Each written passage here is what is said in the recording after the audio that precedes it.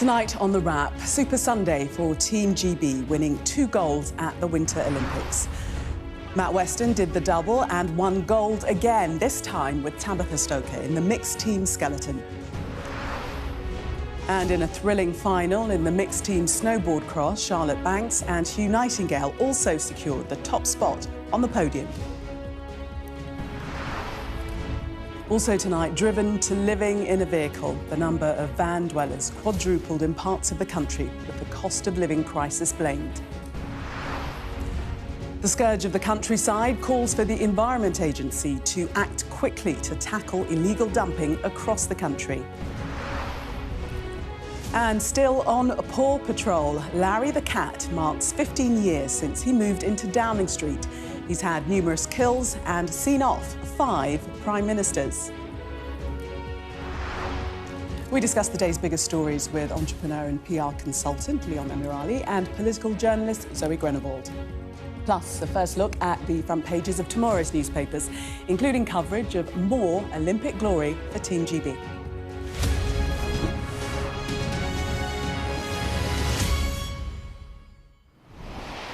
Good evening and welcome, Zoe and Leon.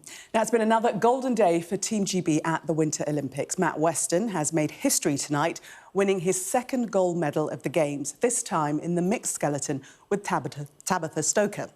Meanwhile, earlier Charlotte Banks and Hugh Nightingale won Britain's first team gold medals ever on snow since the Games began more than 100 years ago. Zoe, what's with all this winning? We're not used to it, are we? I know, it's great. I mean, there's nothing like a bit of sporting pride to bring the country together, and I think there'll be lots of happy viewers watching the Olympics this evening thinking, about time.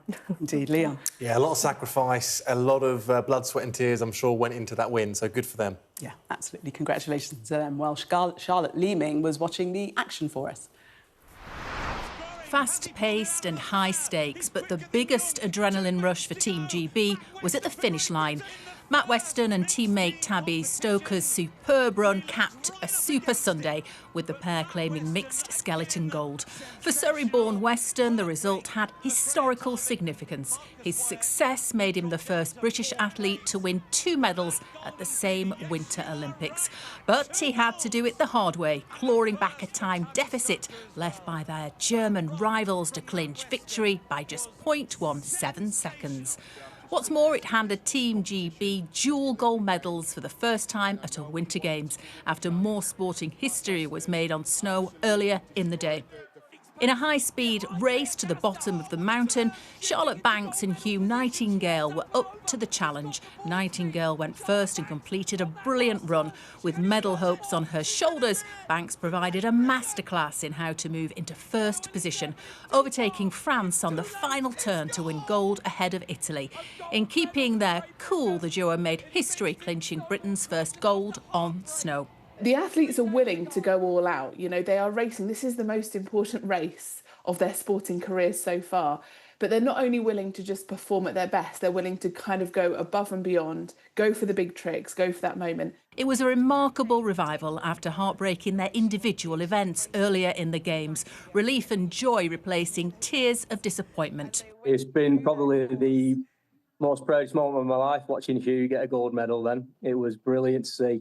After that individual event where he kind of made slight mistakes and didn't probably perform to the level that he wanted to put down that run, and then to Charlotte come out on top like that was unreal. After a slow start in the Games, they're now flying. Team GB's gold rush is one for the history books. Charlotte Leeming, Sky News. And Weston took another track record. Really quite remarkable what they've done. You know, we've gone from not having any hopes at all to now 3. Yeah, it is remarkable. I have to say, I tend to dip in and out of the Olympics, you know, because you put on the TV, you might watch it over your lunch break. I cannot believe how talented these people are. When I watch them, you know, doing the skiing, the ski jumps, it's fantastic, the snowboarding. And I think it just shows that, obviously, we are a country that we haven't had particular success at the Winter Olympics before. at a time where we're all feeling a little bit divided, you know, it's the beginning of the year, everyone's feeling a bit down in the dumps, having a victory like this and seeing the smiles on their faces after all that hard work has paid off, I think it's just fantastic. I mean, it really is inspiring. Yeah, and the speeds that they travel at, 100 miles per hour, completely fearless. Yeah. Oh, unbelievable. I mean, I was watching it earlier, and you do look at it and you just think, goodness me, these people are brave or stupid, but definitely brave, definitely brave, and they've come out of it with success. And I think it's excellent because, as you say, Zoe, we are living in divided times, and you do need sport sometimes to bring the country together. And yeah, I'm really pleased that we seem to be doing all right now. Fingers crossed. Who knows where it might end up? Well, a bit better than all right. Weston made history, first British athlete to win 2 medals at the same Winter Olympics. Started his career in Taekwondo. I think he had a spell in rugby as well. Is that right? Trained with the Royal Marines also, so quite a spectacular individual. Well, Sky News sports correspondent Geraint Hughes is at the stadium in Corrida for us tonight, and will bring us the reaction from there. Matt Weston is just setting record after a record. He's the first British athlete to win 2 gold medals at a Winter Games. That's never been done before. And he did it in some style as well. Basically, the way this competition works, the mixed team skeleton, it's debuting here at the Olympics. It's been on the world stage for 6 years. First time at Olympic Games is that there were 15 runners. A female athlete goes first, male athlete goes second, and you tot up the times. Great Britain entered 2 teams into this. I think the one thing that is disappointing, and I will just touch on the disappointing element of this, is that Marcus Wyatt and Freya Tarbit, who were in GB2, have missed out on a bronze medal by 11 hundredths of a second. That is a tiny amount. I think, imagine we've had, Team GB had a gold and a bronze on there tonight. However, let's get back to that gold, which was incredible because Tabby Stoker did not have the best of starts. It was a slow start, and then at the end of the run, she was 0.3 of a second down on the Germans. That is a huge amount in skeleton. But then up popped Matt Weston, the Olympic champion in the men's event. Within 50 metres, he got himself level, and then he went ahead again. And just to tell you how good he is on this track, he's had 5 runs here at these Olympic Games. Every time he has broken the track record. Absolutely incredible. And there is a tradition. Anyone who breaks the track record here has to buy everyone that maintains the track a crate of beer. He already had to buy him 4. He's now got to buy him 5. So he's going to be out of pocket, Matt Weston. But an incredible achievement from those two. Matt Weston, Tabby Stoker, joyous with gold medals round their neck. Gold medals all round today for Team GB. Super Sunday. I don't think he's going to be minding buying those crates of beer, is he? No, it just seems a bit mean to make the winner do that, but I guess, it gives everyone else something to look forward to. Yeah, I mean, those margins he was talking about, 11 hundredths of a second, 0.3 of a second, that is how much can be in your victory and someone else's loss. I mean, it boggles the mind, doesn't it? Yeah, down to the last fraction of a second. But you must remember Charlotte Banks and Hugh Nightingale as well for their gold. Yeah, absolutely. I mean, that was the first gold on snow, wasn't it? Which is unbelievable. History making. And I think actually there's a lot of people behind the teams here. I mean, we might be looking at the people with the gold medals around their necks, and well done them. But there's a lot of backroom staff. I mean, especially in the skeleton, where I think it's a bit like F1 really, with the sort of technicians, the engineering that goes into the vehicles, if that's what they're called, I think so. And similarly with the snowboarding as well. I'm sure that there's a lot of background hard work that we don't see, but they deserve credit too. So it's great news all round. Yeah, and acknowledging that credit for those behind the scene, because it is really a lot of the success is down to those that prepare the track. So hence having to buy them the crates of beer. Yeah, and you're right. That does seem fair enough, actually. OK, well, let's look at some of the papers. The Eye calls today's victories GB's Winter Wonderland, featuring our champion athletes in both the skeleton and snowboard cross events. While The Guardian toasts the results as a Super Olympic Sunday. We'll, of course, have a full rundown of all the front pages at 1:30. Now, the number of people living in vehicles across the country has increased dramatically in recent years, with many blaming the cost of living and shortage of affordable housing. Those living in vans and caravans around a Bristol beauty spot could be forced to move on after the council began legal proceedings following community tensions and accusations of antisocial behaviour. Amelia Harper has been looking at the issue. These wide-open fields are meant to be the attraction, but it's not the view that's catching people's eye. Vans line this Bristol beauty spot, and their numbers are growing. Hundreds of vans are stationed across this city, now dubbed the vehicle-dwelling capital of the UK.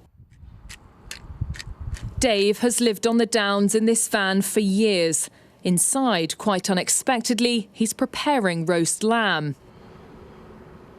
I bought my first van, the removals van, the Luton, and then work sort of dried up and I couldn't afford to pay the rent. So I ended up moving into that van before it was even converted, in fact. Not an awful lot of people choose to live on the side of a road in a caravan or a van for fun. You know, most of them have been forced into it one way or another. The numbers of vans in Bristol are counted twice a year, and numbers have quadrupled since 2019. And curbside living specifically in the last 6 months has dramatically increased, with vehicles at 107 different locations. We've got over 600 lived-in vehicles in Bristol. And it's this that's forced the council to act. We think that the rise in vehicle dwelling is absolutely being driven by the housing crisis here in Bristol and elsewhere across the country. We found that people were using parts of the Downs as a kind of makeshift toilet. And obviously that's completely unacceptable. We're going to court now to bring in an injunction which would prevent people from parking up and living on the roadside up on the Downs. There's remarkably little known about how many people are living in vans specifically because of reasons like the shortage of affordable housing. And there are other areas of the country like Falmouth in the southwest or Glastonbury in Somerset that are seeing these van encampments cropping up. Come with us to Brighton, 165 miles away. This coastal city is also seeing growing numbers of vans and caravans. This is my diesel eater. Usually there's a top over it, but I took it off so I can monitor the diesel. Steve, a retired bus and truck driver, demonstrates how he stays warm. Every day I think, you've survived another day. So yeah, if you can try and have a good day, it's fantastic. If you try and have a good day. He's tried to get into a house for a year. They want a certain amount of income. We can't make that threshold. Between 75 and 100 people are living like this here in Brighton, and many of them for the same reasons. But in some cases, it's causing conflict. So how are you feeling about these vans being on the side of the road? Well, we're upset and concerned. A few miles away, Neil's home overlooks another vehicle encampment. I've found over the last week there's been 2 separate occasions where I found bags on the football pitch full of human excrement. So it's just not acceptable. None of this is acceptable. We don't know if any of the van dwellers are responsible for the waste Neil describes, but it's clear the mere presence of the vehicles is causing controversy. This was Steve's response. Get your checkbook out, write a nice cheque, buy us a nice piece of land, or donate us a house, or shut your mouth. Simple as that. Home to some, hated by others, these small lodgings are divisive. And with divisive, we found, comes defiance. Amelia Harper, Sky News. Zoe, does this story shock, surprise you? You know, the council's saying that the numbers of van dwellers has quadrupled over the last 5 years. I mean, it's surprising in that it's probably something we've not really thought about before because it's this kind of epidemic of hidden homelessness, right? It's not, as they said, it's harder to calculate and keep track of people who are living in vehicles, for example, because they don't have a steady home. But it isn't surprising when we know what we know about housing in this country, that we are in the midst of a huge, deep-rooted housing crisis. And it is no surprise that Bristol, where the report there was, is kind of the epicentre of that. I mean, Bristol has some of the most expensive housing in the country.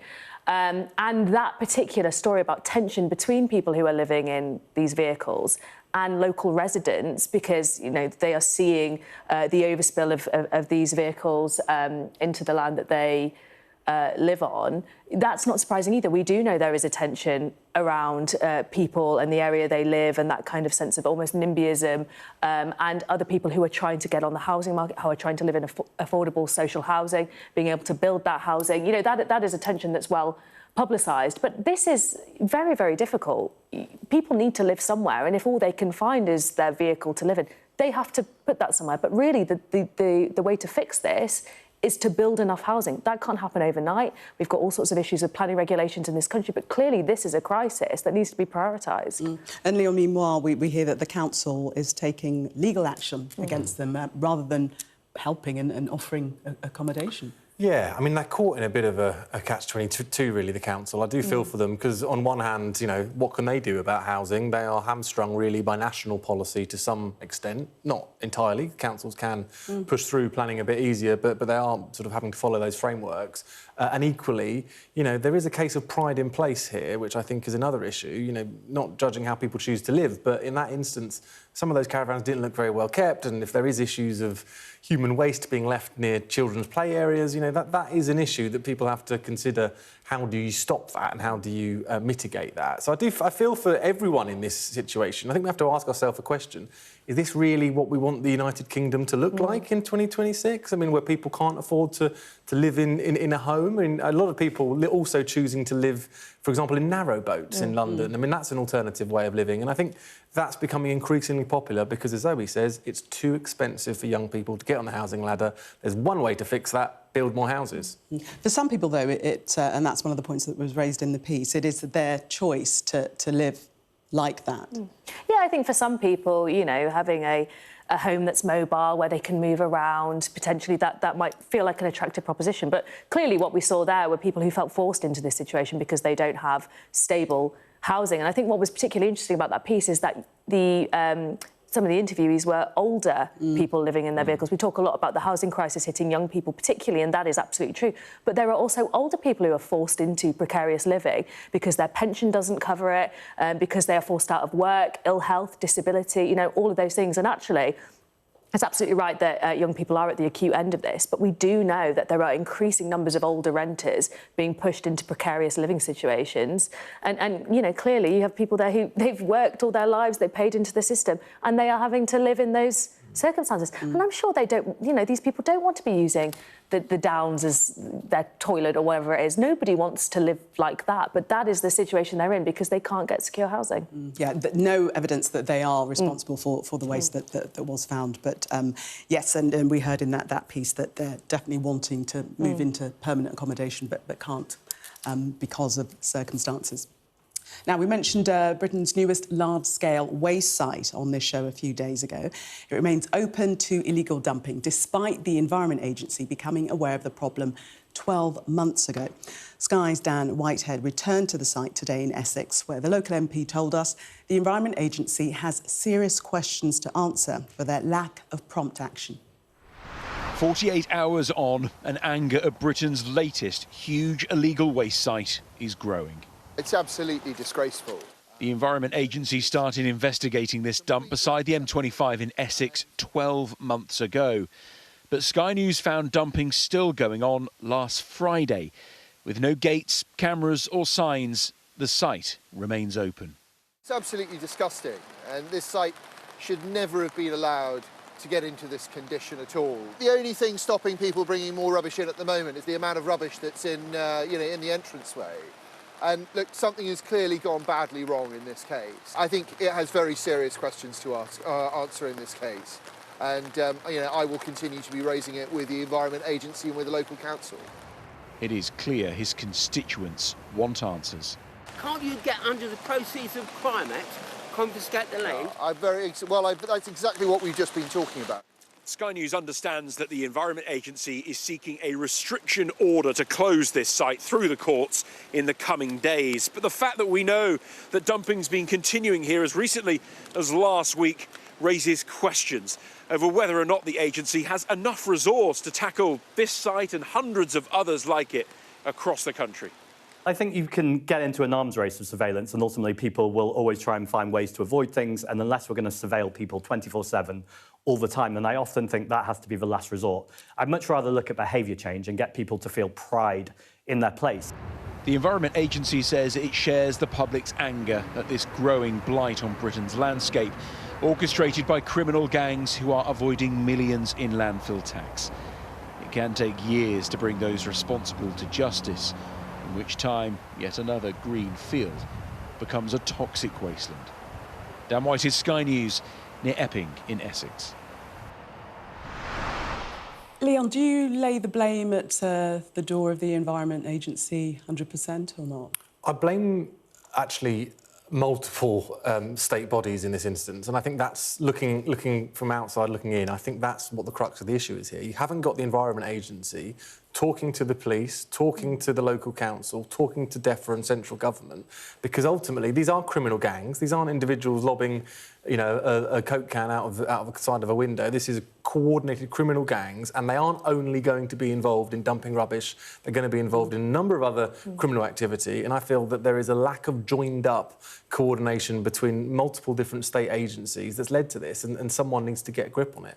Meanwhile, the problem growing quite literally, but I mean, the Environment Agency could put up, I don't know, gates or something to prevent the actual mass of rubbish growing at such a rate. Well, that's what seems so surprising to me, that they can't just kind of cordon it off, you know, put a big gate there or something. But clearly, they are not able to enforce that in this case, and whether that is slow regulations, whether that is the joined-upness, whether that is just actually they have a lack of teeth to be able to do that, I'm not entirely sure. But it seems extraordinary when you look at those photos, how much waste there is. Clearly, as you say, this isn't just individuals going by and dumping their rubbish. This is huge amounts of rubbish and waste being dumped all the time. And when it's on such a large scale like that, you think it would be easier to prevent or at least put an end to in that instance. But it just shows you a failure of, well, the ability of multiple state bodies to be able to enforce that and prevent it from happening. Yeah, 300-metre long dump, and it's been going on for, well, 12 months. The Environment Agency has been investigating, and in that time it's just grown. So it seems as if they've done nothing at all. Yeah, we heard the Green Party leader, Zach Polanski, talking about surveillance and needing to be careful about it. And I agree with him to some degree, but in that instance where you know there is a clear static area where people are continuing to dump rubbish illegally, surely there is a means of being able to surveil that, to find out what cars are going in there, what registration plates, and track them down and find them. Yeah. And if there's a sense that, or a feeling from authorities that this is criminal gangs involved, it seems to me that it would be quite wise to put surveillance on there to try and get to the root of other criminal operations in the area. Does seem simply fixed, doesn't it? But obviously, I'm sure it's much more complex than that.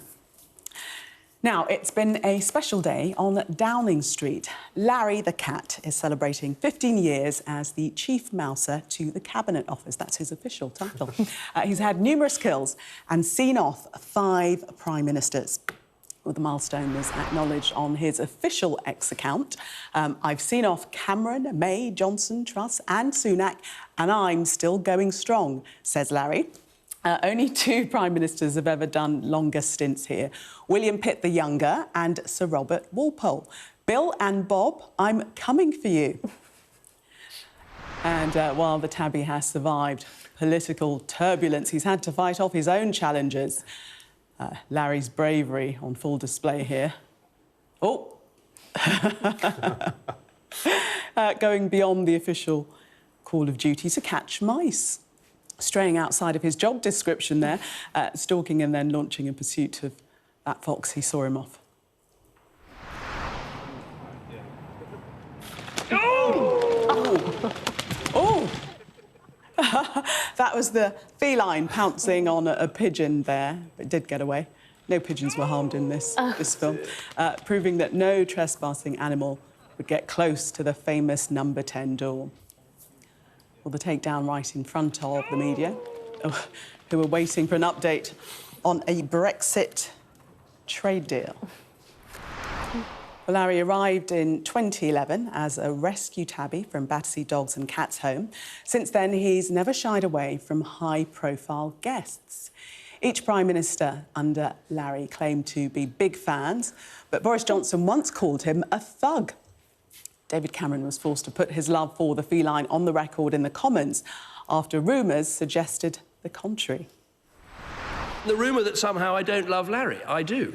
And I have photographic evidence to prove it. Sadly, I can't take Larry with me. He belongs to the house and the staff love him very much, as do I.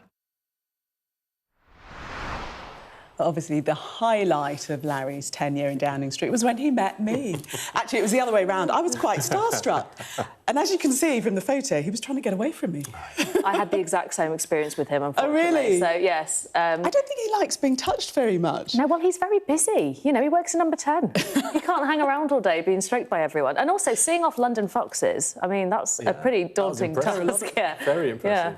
There are a lot of them around now, aren't there, foxes? There are. And apparently, Larry is more enamoured of females. I've heard that. I've heard that. The 2 times I've seen Larry, he was sat on top of the Downing Street radiators, enjoying the warmth, looking very content. There was no male or female in sight. But you know what? He actually brings a good amount of soft power to Downing Street, because everyone wants a photo of Larry, whether you're Gillian or whether you are a Prime Minister of, you know, whichever country. He brings a lot of soft power. Yeah, he's definitely a big celebrity. A couple of people sort of commenting on his 15th anniversary, not very kindly towards politicians. One here saying, the perfect candidate to replace Starmer. He has a sense of purpose and sees things through to the end. Oh, well, some may say, yes. I mean, I did particularly like his tweet where he said he'd seen off 5 Prime Ministers and he's not done yet, which made it sound like he did have Keir Starmer in his glance. Is that account linked to the government in any way? Because it did sound a little bit ominous, didn't it? Thank you both. So we've all met Larry, haven't we, here? There we go. We've all fans. Yes, big fans. Coming up next, we'll take a first look at what's making the front pages of tomorrow's newspapers. Do stay with us.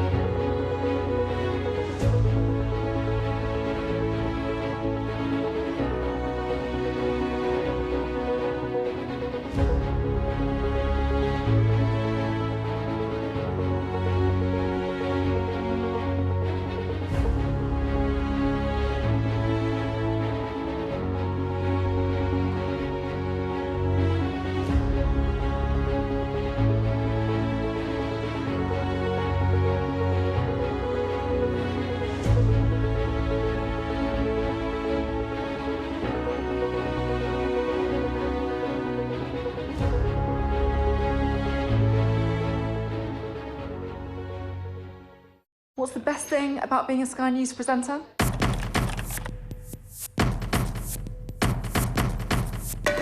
We've done the work and the reading, so you don't have to. Being a Sky News presenter. Hello and welcome. Westminster, the heart of British politics. I'm so sorry about what happened to you. So what on earth is going on? It's not true. Can I tell you what I think? It's really unusual. Mornings with Richard and Frost. Let's crack on. Let's get started. You are watching The Wrap. Time now to see what's making the front pages of tomorrow's newspapers. Well, the Metro leads on the Foreign Secretary's call for tougher sanctions to be piled on Russia for the killing of Alexei Navalny. The Eye reveals UK defence funding to counter Russian threats will be cut, despite concerns over the Kremlin's aggression towards the West. The Guardian says the number of women driven to suicide as a result of domestic abuse is severely underreported in the UK. The Daily Telegraph reports the Trump administration is in talks to accept a man who set fire to a Koran as a refugee from Britain. The Sun claims more than 70 boat migrants whose mobiles were seized when reaching the UK have won payouts totalling £500,000. The Daily Express quotes campaigners who say switching off streetlights at night to save money is putting women and girls at risk. The Times leads on a potential under-16 social media ban to come into force this year, saying the Prime Minister could use new powers to force through the changes. The Daily Mail continues to mount pressure for a full investigation into Andrew Mountbatten-Windsor's role as the UK's trade envoy following the release of more Epstein files. And The Star is joining a campaign to save Britain's oldest Indian restaurant from closure. So, should we delve into the papers straight away, starting with the Guardian front page and that Super Sunday photograph there of our double medals, gold medals, Tabby Stoker and Matt Weston in the team skeleton, and also Charlotte Banks and Hugh Nightingale. They won Team GB's first gold on snow in mixed snowboard cross. Fantastic achievements. Amazing achievements, utterly amazing achievements. And, you know, these athletes, they're not Premier League footballers. They're not being paid hundreds of thousands of pounds a week. I'm sure they do all right through sponsorship and that type of thing. But they, you know, they get up at 4 a.m. every morning. They sacrifice birthdays. They sacrifice nights out, any kind of social life to achieve. And these guys have done it. They've won gold for their country. And I'm sure their families are very proud, and you know the country's very proud, and they should be. You know, hugely, hugely pleased with themselves, I'm sure. And they have made history, haven't they? Yes, they have, yeah. Team GB's first gold in snow in mixed snowboard cross, and, of course, the first in the team skeleton as well. And, you know, these are... I mean, when I watch them, I just marvel at the bravery and the skill. When you see the speeds they're going at, you know, and I also always think, how did they get into this? I mean, particularly the skeleton. I think, when did you start doing the skeleton? I didn't know it was an option open to me. But one thing I do think is always very inspirational about whenever there's a big win at the Olympics is all the kind of new generation of kids watching this who suddenly say to their parents, I want to snowboard, or I want to go on the skeleton. And you get this whole new generation of sportsmen. But you can imagine some of the parents thinking, do you really want to go to the skeleton? I'm not sure what my daughter doing the skeleton. No, thank you. No, travelling at 100 miles an hour. Yes. It's not for the faint-hearted, shall we say. To the Times, and this story regarding an under-16 social media ban could potentially happen this year, Bill. Yeah, I mean, look, I get the intention behind this, and I get how damaging social media and overuse of technology can be to young people, but I honestly think it will have no difference whatsoever. I mean, yeah, these under-16s are going to be able to bypass any type of software ban that is implemented. But does that mean that we shouldn't at least try? I think we should try different tactics, and I think actually what we need to do is look at the hardware. I think the government should throw out a challenge to the private sector that says make a phone designed for kids, and you know it does things like shuts off after a certain time, or it does things like you can't take pictures of yourself in the nude or whatever it might be that protects young people, because anything that is built around software is just going to get bypassed by these young people who are miles ahead of the politicians and regulators coming up with these schemes. And we have seen that with the Australian ban, haven't we? The kids have found a way round with VPN, and they're still able to access what they always did. Yes, very quickly, and also being able to kind of bypass the age verification methods by just sending a picture of someone who is older. You know, those things that seem quite straightforward. I think what's interesting about these, the way the world is kind of looking at these social media bans, and it's like dominoes. Once one country kind of finds the bravery to stand up to big tech, others seem to follow. And I actually think this is almost like the beginning of the bargaining position. They want to say, we will regulate you, we will try and do this. Of course, it's not going to be perfect, but I think what they're actually hoping is that tech companies do start trying to take responsibility. When they lose that market of young people, they will have to say, how can we bring these countries back and these audiences back? And I think it is almost the stick element of trying to say, actually, tech companies, you need to take responsibility for this. We will stand up to you. I think what is interesting here is, you know, will this government actually go ahead with the ban? They say it's not a question of whether we take further action, it's what the action is. They recognise all the issues that are flagged about young people using social media, but whether they'll go forward with a full ban when they see the difficulties other countries are facing, that's a different question. I mean, the Conservatives have backed a ban, obviously, so they would have cross-party support potentially. And to your point about putting the onus on the companies, the suggestion here that there should be a clamp down on the addictive features. Yeah, and I think that's right. And I mean, if I'm not mistaken, I think there already is like a kids' version of Instagram, a kids' version of these platforms. But, you know, you're not going to use them. You're not going to use them if you're a young person. You're going to use the adult version. There has to be a way to make it usable, make it cool, and just essentially make it impenetrable so you can find a way around it. And the problem with trying to filter out the addictive features is that's the whole point of social media. They want captive audiences who buy products. So if you're saying, we actually want you to make your products less marketable and your software less addictive, that's kind of the whole point of tech. So it's very, very difficult.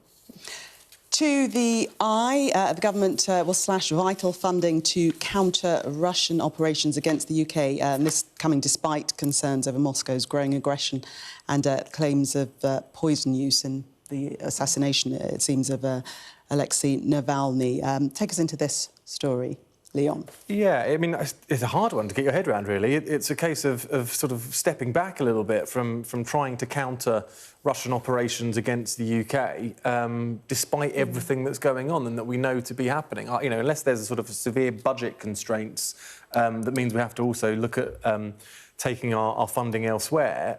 You know, I think it's somewhat irresponsible that we are stepping back or cutting funding for fighting Russia, who at the minute are our biggest adversary on, you know, many different fronts, in cyber, in the kinetic war that's going on in Ukraine. We should be stepping up, and there's other stories in the papers I'm sure we'll get to that looks at how aggressive Russia are towards the UK. It doesn't make sense to me. Yeah, opposition parties are saying, you know, using those words, deeply irresponsible. I think, you know, Leon's absolutely right. This gets at the heart of the big issue, one of the big issues facing this government. Well, the big issue facing this government is that they are struggling to find money for any of the things the country needs. But I think defence is even harder to kind of sell to the public because it feels so abstract. You know, the idea that we are at war with Russia, of course, people see what's happening in Ukraine and there's public support there. But do you think it does still seem abstract when we have, you know, the rumblings coming out of Russia, we have the war in Ukraine, we have Donald Trump seemingly dismantling NATO? Is it abstract to I think people Donald still? Trump has brought it closer to home for a lot of people. But if you ask people, you know, are you more worried about being able to get a doctor's appointment, or you know, it's those everyday struggles of local authorities, schools, doctors that I think just feel so much more, they happen so much more regularly. The idea that we have to bolster our defences, I think for a lot of people it just feels very abstract and it just doesn't feel like an immediate personal priority, even if they understand the wider security risks. And it's just trying to convince people to, I think, not buy into it. It's just harder to sell to the public, I think, when there are so many immediate other pressing spending concerns. But it doesn't mean it's not important. Of course it is. It's just trying to get that messaging right. I mean, you could argue the first job of the government is to keep our borders safe, keep its people safe, and in this instance they seem to be stepping back from that. Yeah, although ministers insisting that the spending will focus on the most acute threats to UK national security, despite changes to this integrated security fund. The next story we're going to have a look at, we're going to go inside the Times, page 2 of the Times. And this is following on from the revelations yesterday about Alexei Navalny and the means by which he was essentially assassinated, it seems, and the evidence that they used of the particular neurotoxins from this frog, although it might have been created in a lab. And Yvette Cooper now saying that there should be further sanctions, particularly over the death of Navalny. Yes, and that's right. And she hasn't particularly said what options there are, but she has said that increasing sanctions on the Russian regime would be one of them. And it'd be interesting to see how the rest of Europe responds to this as well, because obviously the fight against Russian aggression is something that's shared amongst them. As we were saying, there's been so much pressure from the US as well for Europe to take to put in more in the fight against Russian aggression. This seems to me like something that we will probably see more conversation about in the next few days. I wouldn't be surprised if there's statements in Parliament, because clearly this is they see this as a wider threat to European democracy. The former British Army commander said, who in charge of countering chemical weapons, says Russia has an advanced programme where they are likely to see more of these kind of attacks because they're so effective. So clearly this is something that they are very worried about. Trying to sanction Russia is part of the defence programme. But do sanctions make any difference whatsoever? I mean, have we seen any instances where they've worked with regards to Russia? Well, this is what was going through my mind. I'm sure there are some instances where they've been effective to some degree, but to the degree that it's going to stop Russia from doing this type of thing, I don't think they are effective. And, we've sanctioned Russia however many times over however many issues. This sort of will probably be a drop in the ocean compared to what they've experienced, and seem to have overcome that relatively easily. So I'm not sure what sanctions are going to do, but then again, what else can you do? You've got to do something, because they're using these horrific sort of ways of assassinating their political adversaries, which is obviously unacceptable. But what do you do? I mean, you don't start World War III over it, but you can't let them walk by. So sanctions really is the only option we've got. But with the US not that bothered about Russia, and it's on Europe mainly to be the ones that are standing up to them. I'm not sure sanctions are necessarily going to be anything that Russia loses sleep over. Do you think that the United States has emboldened Russia somewhat, Zoe? Well, it certainly feels that way. I mean, when you look at the way that Russia has responded to the peace talks, barely budging on territorial seizures, barely budging on their request for, minerals and various things, it certainly doesn't feel like the US is beating them back. I think that you could argue that Russia might not really care what the US thinks anyway, but we do know the US has an extraordinary amount of power here. And, of course, threatening to remove support from NATO, I mean, that is something that Russia will be absolutely, rubbing its hands together about. So it certainly hasn't been the strong reaction that many would have hoped from the US. Recently, with the war in Ukraine, Donald Trump has seemed to put the onus on Zelensky the whole time, but he needs to respond to what is a great deal being offered from Russia. Yeah, I mean, I think Trump's stance over Ukraine has just been a bit odd, and I can't get to the bottom of it. I can't get my head around it as to why the US is seeming to favour Russia to some degree. And I think we saw that kind of rhetoric again from Marco Rubio at the Munich Security Conference over the past few days, albeit slightly more sort of subtle than Donald Trump's language, but it's the same kind of language that says actually Ukraine have got to give in. Well, they haven't. They're the country that were invaded. Yeah. But, it's not right. The Telegraph front page would turn to domestic politics. Cancelling local elections for another year would deny more than 15 million people their votes. This is according to analysis carried out. But ministers have refused to rule out further delays after suspending polls for 4.6 million voters in 30 areas that were due to take place in May. Yeah, this is definitely a story that's picking up quite a lot of traction. The Labour government is saying that because there's going to be a reorganisation of local authorities, it just makes certain elections expensive and unnecessary. But I think at a time where actually across the globe, democracy is under attack. Here domestically, people are very unhappy, very disillusioned with politics. They are worried about their local authorities. They're worried about government. The optics around withdrawing people's right to vote, even if you think the reasons for it are sound and you're trying to save the taxpayer money, I just think it contributes to this sense that politicians are making decisions not thinking about the impact on voters' lives. And when you have the chief executive of Britain's electoral watchdog saying that actually there isn't a sufficient reason for these delays, I think that's pretty important. If he feels that actually this isn't a good enough reason, people need the right to vote, it was hard fought for, I don't think that the government's continued line that actually we're just trying to save you money and we're trying to do you a favour is going to hold. Leon, do you think this story hits home with the public, that they feel that their rights are being taken away from them in essence? I don't think they do, and the reason why I don't think it's resonating with the public is because no one really votes in local elections. The turnout is always so low, sort of 20–30% in terms of turnout. People don't see local elections as a moment to exercise their voice. General elections, yes, but less so local elections. That's not to say it isn't important, because it is.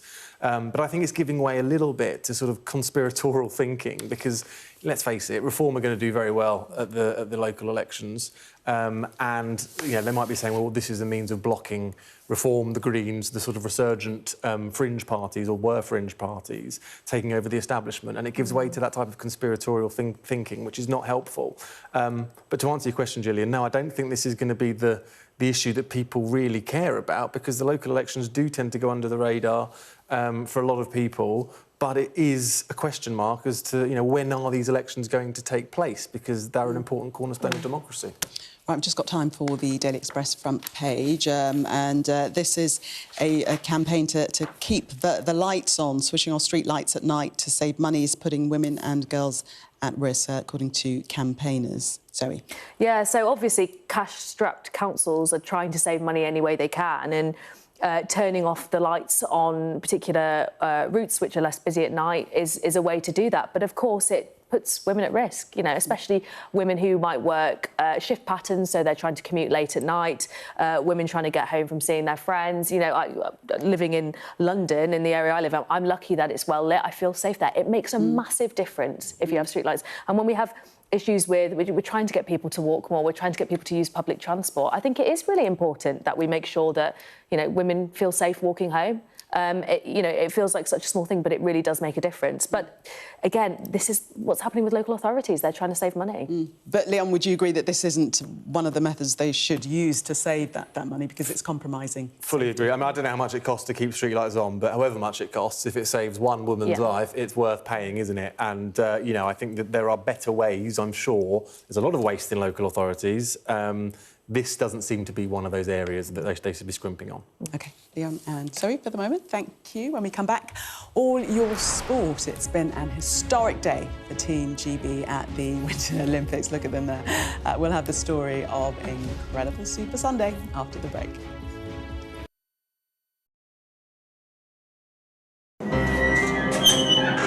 We've come to one of Moscow's Cold War bunkers. It was built as a top-secret command centre. Being here really feels like you're stepping back in time. I'm Ivor Bennett, Sky's Moscow correspondent. A show of military might and menace. Courage, bravery and sacrifice will win the day. It's a new subject. They'll learn about combat drones and some how to handle a Kalashnikov. The Kremlin continues to put forward its own version of events, both present and past. There's no mention of the fact that Russia invaded its neighbour. That's rewriting history, isn't it? Now we are read it carefully.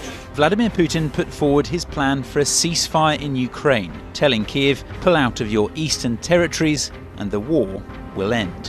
Why should the West trust you? Frankly, I don't care whether the West trusts us or not. Vladimir Putin is already the Kremlin's longest-serving leader since Stalin. The question is, what will a fifth Putin term mean for Russia and the world? Why do you support Vladimir Putin, Mr. Segal? I can't answer questions that stupid. I've watched Vladimir Putin attempt to create a new world order. The St. Petersburg Economic Forum was the backdrop to Vladimir Putin's latest verbal volley. that Russia could send missiles to other nations to target the West. Ambassador, I wonder, shall we have a quick word for Sky News? Is the West right? Are you fueling Russia's war machine? Swedish media, oh my God, you're not afraid of being here. American journalist Evan Gershkovich is on trial here, but was first on display. Russia says Evan Gershkovich was caught red-handed, but has never produced any evidence to back that up. Sky News. Get the full story first. Our app gives you the very best of Sky News wherever you are. Breaking news, videos and analysis. Evidence of the crisis. Podcasts, watching us live. Live here from Washington. Wherever you get your podcast. All in one place. And all at just the touch of a screen. The Sky News app. Get the full story first.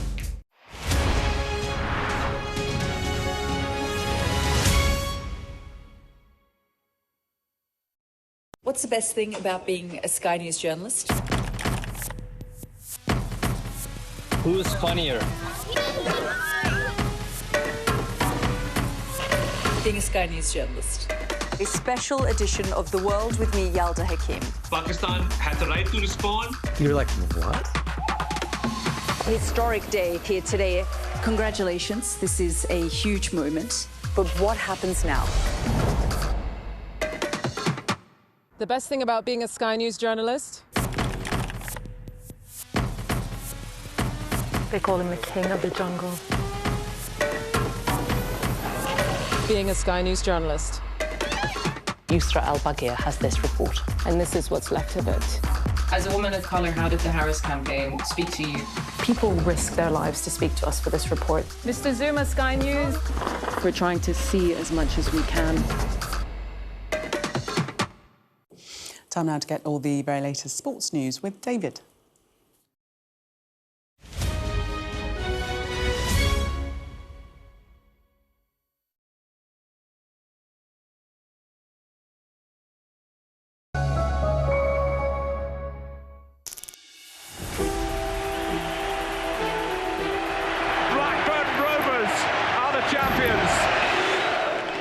There's a reason why I've got a Premiership medal. There was a lot of noise around Alan possibly going to Manchester United and then Newcastle. If you're asking me would I like Alan Shearer here, of course, who wouldn't like Alan Shearer? Doesn't bother me at all it is talk. There are only two clubs that are interested in Alan.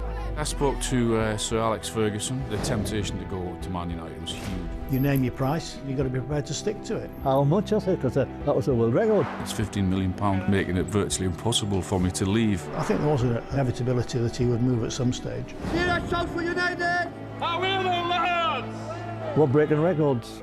We're giving people hope again. Be like 725, whose name and number.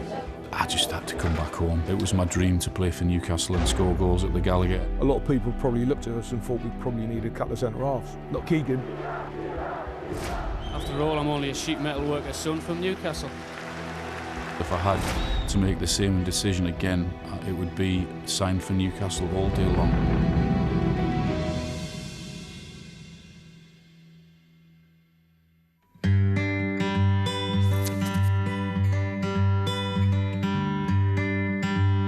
Blackburn Rovers are finally back in the big time. Jack Walker's millions and the managerial expertise of Kenny Dalglish are proving a potent combination at Ewood Park these days. I knew what was happening up there at Blackburn. They were continually spending money. We was building to be successful. Jack Walker just had one idea, which was, this is my hometown club. I'm not interested in too much on the commercial side. I just want them to be a success.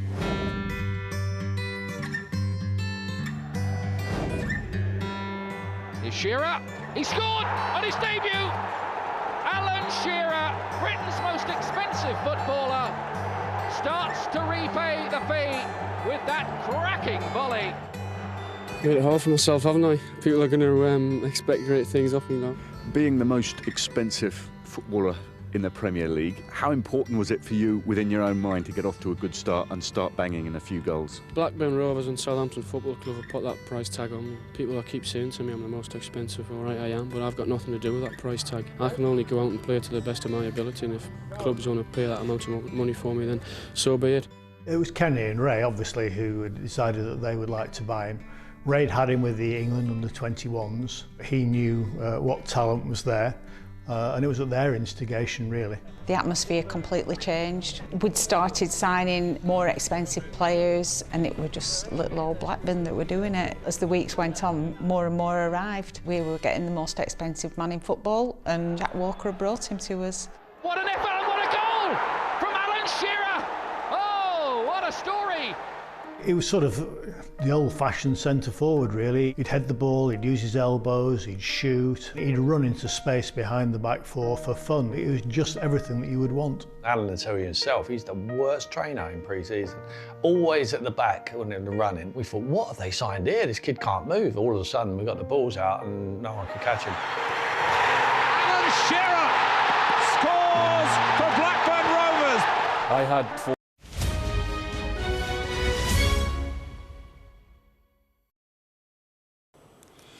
Let's take a look at the all-important weather for you now.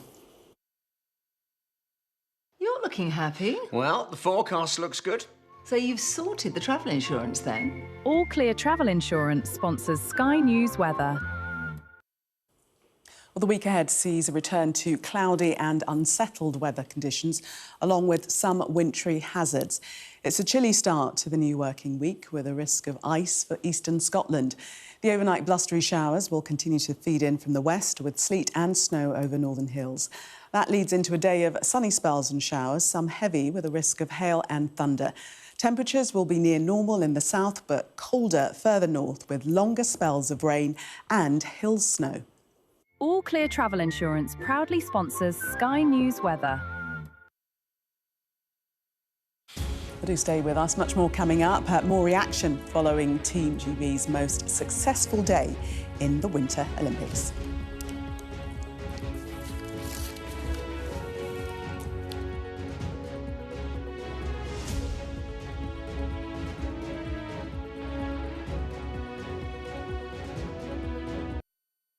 What's the best thing about being a Sky News presenter?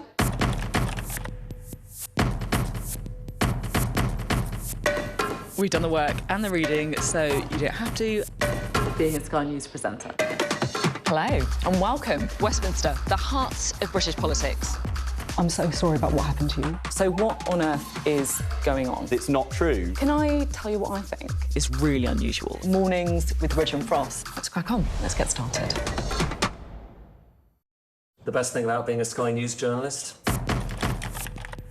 I'm going to take you behind the scenes here for Election Night Live. They have gone up and up. Being a Sky News journalist. Ed Conway, Sky News, is anyone going to talk to us? Mortgage rates did go up very sharply during your time in office. Here it is. First off, just the scale of what we're looking at. Our data shows it's been happening. Question is, why it hasn't been stopped.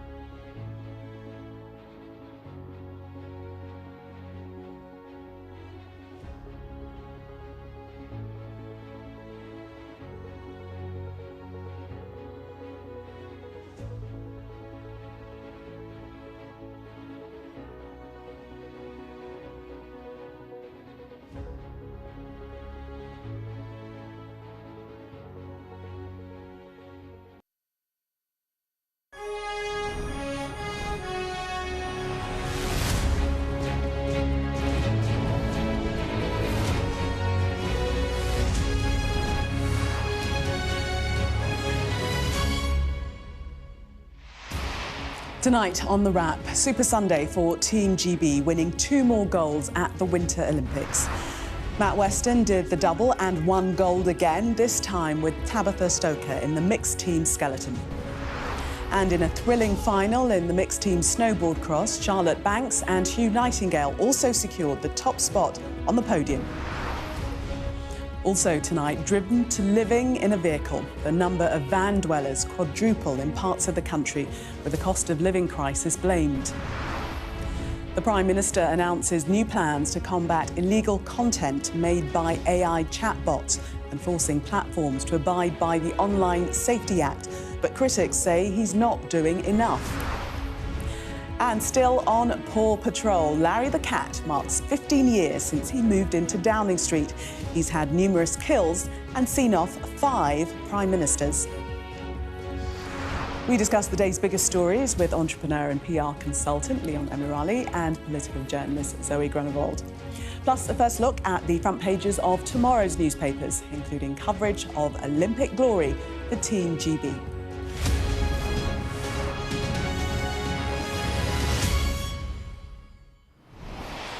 Good evening and welcome, Zoe and Leon.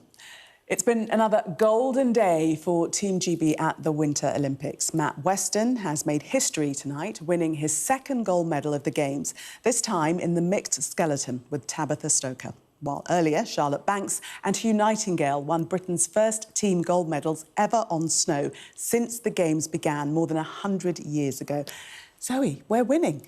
I know, what a change. I mean, it's a huge achievement. Watching it, it's just a fantastic show of sportsmanship. And I think, you know, at a time when we're all feeling a bit divided, it's nice to get Britain win something. Leon? Yeah, there's been a lot of early starts, a lot of hard work that's gone into this, and I think the smiles on the faces of the athletes says it all, doesn't it? Absolutely. They were the broadest smiles I've seen in a long while. Well, Charlotte Leeming was watching the action for us. Fast-paced and high stakes, but the biggest adrenaline rush for Team GB was at the finish line. Matt Weston and teammate Tabby Stoker's superb run capped a Super Sunday, with the pair claiming mixed skeleton gold. For Surrey-born Weston, the result had historical significance. His success made him the first British athlete to win 2 medals at the same Winter Olympics. But he had to do it the hard way, clawing back a time deficit left by their German rivals to clinch victory by just 0.17 seconds. What's more, it handed Team GB dual gold medals for the first time at a Winter Games, after more sporting history was made on snow earlier in the day. In a high-speed race to the bottom of the mountain, Charlotte Banks and Hugh Nightingale were up to the challenge. Nightingale went first and completed a brilliant run. With medal hopes on her shoulders, Banks provided a masterclass in how to move into first position, overtaking France on the final turn to win gold ahead of Italy. In keeping their cool, the duo made history, clinching Britain's first gold on snow. The athletes are willing to go all out. You know, they are racing. This is the most important race of their sporting careers so far. But they're not only willing to just perform at their best, they're willing to kind of go above and beyond, go for the big tricks, go for that moment. It was a remarkable revival after heartbreaking their individual events earlier in the Games. Relief and joy replacing tears of disappointment. It's been probably the most proudest moment of my life watching Hugh get a gold medal then. It was brilliant to see. After that individual event where he kind of made slight mistakes and didn't probably perform to the level that he wanted to put down that run, and then to Charlotte come out on top like that was unreal. After a slow start in the Games, they're now flying. Team GB's gold rush is one for the history books. Charlotte Leeming, Sky News. And it is a gold rush, isn't it? I mean, at 3, we started very hesitantly, not thinking we'd get anything, but to have 3 gold medals on this Super Sunday. Yeah, it's fantastic. I mean, we obviously, in Britain, we don't have an awful lot of fresh snow. It's not something, you know, we don't grow up, all of us, skiing and snowboarding. So I think that's why it's such an achievement. Exactly, it's a fantastic achievement. And just, I mean, when you watch them do it, it's extraordinary. I mean, as someone who's not very brave and certainly not very sporty, I have immense admiration for that level of skill and bravery. I think it's fantastic. So, yeah, it's just wonderful to see the smiles on their faces. You know, they're so happy. And I think everybody who watches that give them a nice smile as well. Yeah, no, absolutely overjoyed. But, you know, we were looking at, I think on the front pages yesterday, Matt Weston, the front page of The Observer, that the sides of the track were blurred and he was in sharp focus just to show the speed at which they travelled down that track, 100 miles per hour. Bonkers. Utterly bonkers. Not for me, Yeah. but I'm very glad to watch it and see Team GB do well. No, it's great. I mean, I think even though we're not very good on snow, I think we are actually quite good at skeleton, sort of historically, and that speaks a bit to Britain's sort of engineering prowess to some degree, because I think there's a lot that goes into it rather than just hurtling down a chute very fast. So I think that's sort of, you know, quite a good moment for Team GB and the country to be able to show that we can achieve and sort of compete with some of those countries like Switzerland, like Italy and France that are up there because they're used to that kind of weather. We're not, but we're doing very well. And as Zoe says, it's bringing the country together, which I think is just a great thing. And sport has the power to do that. Yeah, and our correspondent, Geraint Hughes, was saying that Matt Weston owes the teams that prepare the track 5 crates of beer because he broke the record 5 times, and it's due to their care of and preparation of the course for him. Yeah, and I think the cost of that will definitely sting a bit less with all those gold medals. So, you know, good for him, good for all the people behind him. It really is a team endeavour. So it's absolutely right. And I think, yeah, it's fantastic to watch. Really is. Yeah. And, you know, breaking records, made history. First British athlete to win 2 medals at the same Winter Olympics.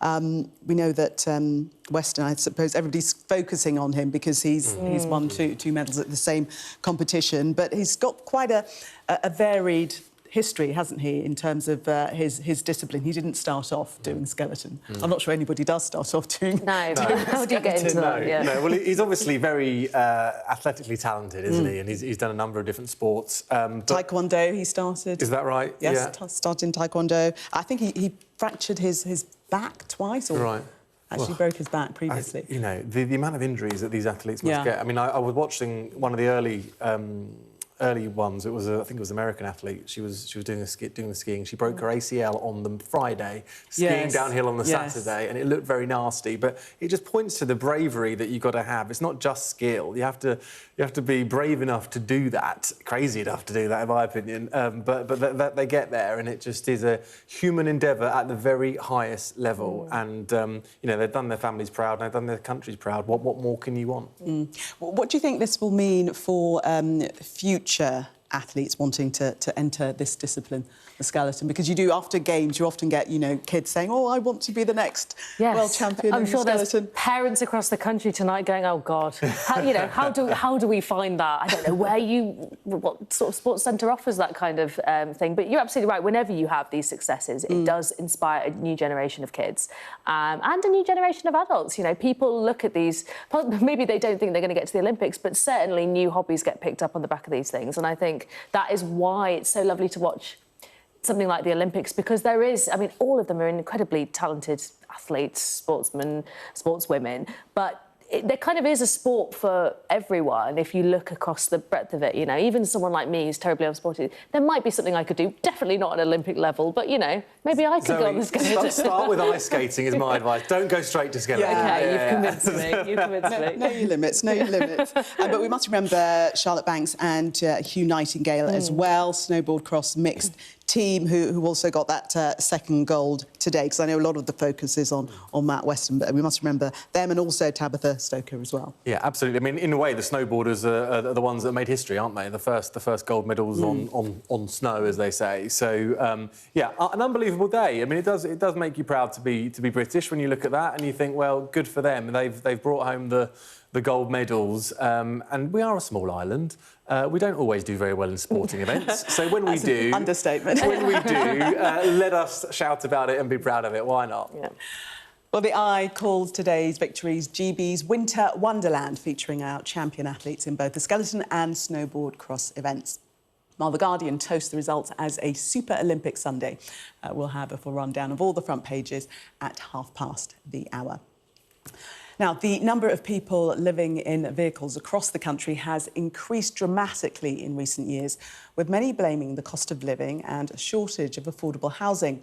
Those living in vans and caravans around a Bristol beauty spot could be forced to move on after the council began legal proceedings following community tensions and accusations of antisocial behaviour. Amelia Harper has been looking at the issue. These wide-open fields are meant to be the attraction, but it's not the view that's catching people's eye. Vans line this Bristol beauty spot, and their numbers are growing. Hundreds of vans are stationed across this city, now dubbed the vehicle-dwelling capital of the UK. Dave has lived on the Downs in this van for years. Inside, quite unexpectedly, he's preparing roast lamb. I bought my first van, the removals van, the Luton, and then work sort of dried up and I couldn't afford to pay the rent, so I ended up moving into that van before it was even converted, in fact. Not an awful lot of people choose to live on the side of a road in a caravan or a van for fun. You know, most of them have been forced into it one way or another. The numbers of vans in Bristol are counted twice a year, and numbers have quadrupled since 2019. And curbside living specifically in the last 6 months has dramatically increased, with vehicles at 107 different locations. We've got over 600 lived-in vehicles in Bristol. And it's this that's forced the council to act. We think that the rise in vehicle dwelling is absolutely being driven by the housing crisis here in Bristol and elsewhere across the country. We found that people were using parts of the Downs as a kind of makeshift toilet.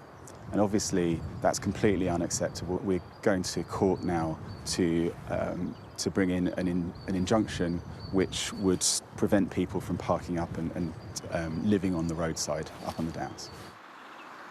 There's remarkably little known about how many people are living in vans specifically because of reasons like the shortage of affordable housing. And there are other areas of the country, like Falmouth in the southwest or Glastonbury in Somerset, that are seeing these van encampments cropping up. Come with us to Brighton, 165 miles away. This coastal city is also seeing growing numbers of vans and caravans. This is my diesel eater. Usually there's a top over it, but I took it off so I can monitor the diesel. Steve, a retired bus and truck driver, demonstrates how he stays warm. Every day I think, you've survived another day. So yeah, if you can try and have a good day, it's fantastic. If you try and have a good day. He's tried to get into a house for a year. They want a certain amount of income. We can't make that threshold. Between 75 and 100 people are living like this here in Brighton, and many of them for the same reasons. But in some cases, it's causing conflict. So how are you feeling about these vans being on the side of the road? Well, we're upset and concerned. A few miles away, Neil's home overlooks another vehicle encampment. I've found over the last week there's been 2 separate occasions where I found bags on the football pitch full of human excrement. So it's just not acceptable. None of this is acceptable. We don't know if any of the van dwellers are responsible for the waste Neil describes, but it's clear the mere presence of the vehicles is causing controversy. This was Steve's response. Get your checkbook out, write a nice cheque, buy us a nice piece of land, or donate us a house, or shut your mouth. Simple as that. Home to some, hated by others, these small lodgings are divisive. And with divisive, we found, comes defiance. Amelia Harper, Sky News.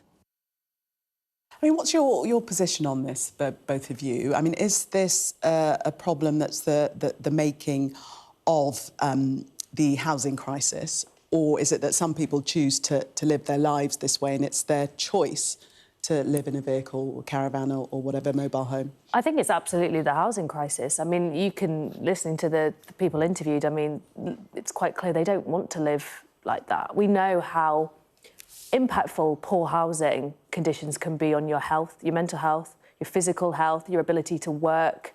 your levels of loneliness. You know, it really is an issue that needs to be looked at holistically. And we know that there is a huge housing crisis in this country, not just that we don't have enough housing, we don't have enough affordable housing, and the quality of the housing we have, especially in the private rental sector and in the social housing sector as well, is just very often below standard.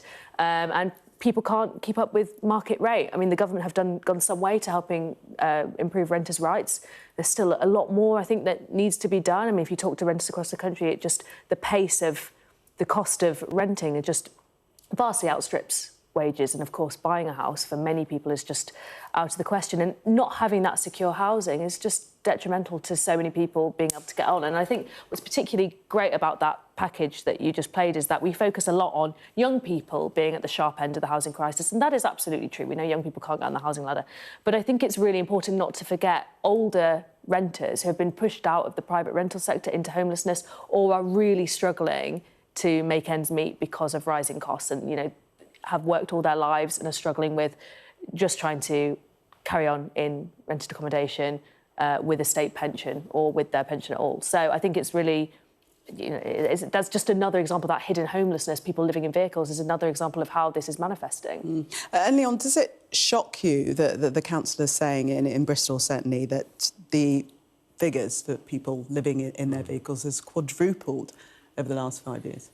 On one hand, it shocks me, but on the other hand, you sort of think, well, the housing market is broken in the UK. So where do these people go? You know, what do you do if you can't afford to live if you can't afford to buy a home or rent a home? What are your options? And it does feel a little bit to me like a failure of the state to some degree, because, you know, there is a safety net in this country, and it feels like these people are living, having slipped through that safety net because they're living in caravans. And that can't be a high quality of life. Even if some people have opted to choose to live like that, it isn't a high quality of life that we should be expecting for one of the world's richest countries, people living in those conditions. There's a longer version of that clip on the Sky News app and website where there's a lady talking about having lost her child and she was going through a state of depression and wanted to live in that way. But, you know, help should be available for these people so that if they do fall on hard times because of mental health, physical health, they don't resort to living like that, because I think it isn't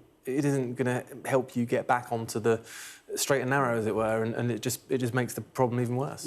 And then there are the tensions in the community, because those that are in standard housing are objecting to them being there because they see it as an eyesore. Yeah, and local authorities are in a bind with that, because on the one hand they have to represent their residents' interests, but on the other hand, what do you do with all these people who are just trying to live? They're trying to keep a roof over their head, even if the roof is, you know, completely substandard. I mean, the way many of them are living is really difficult. You know, that the gentleman in the clip saying how cold it is and how every day he wakes up and he says to himself, "You survived another night." I mean, that is no way to live. And I think you're absolutely right. We need to have a conversation about what is the safety net in this country if it doesn't mean decent, warm housing. And that is actually a huge problem, because there are lots of people who, in some ways, are lucky enough to have a roof over their head, to live in housing, but that housing is still not up to an acceptable standard, and that's across the private rented sector, the social housing sector. You know, the housing crisis is deep and it's wide. It's not just a shortage of homes, it's the quality of the homes, it's the affordability of the homes. Many would say the council should be offering them accommodation, but they're actually taking out legal action against them. So we're going to take a break. Much more coming up. Keir Starmer seeks greater powers to regulate online access. More on that when we come back.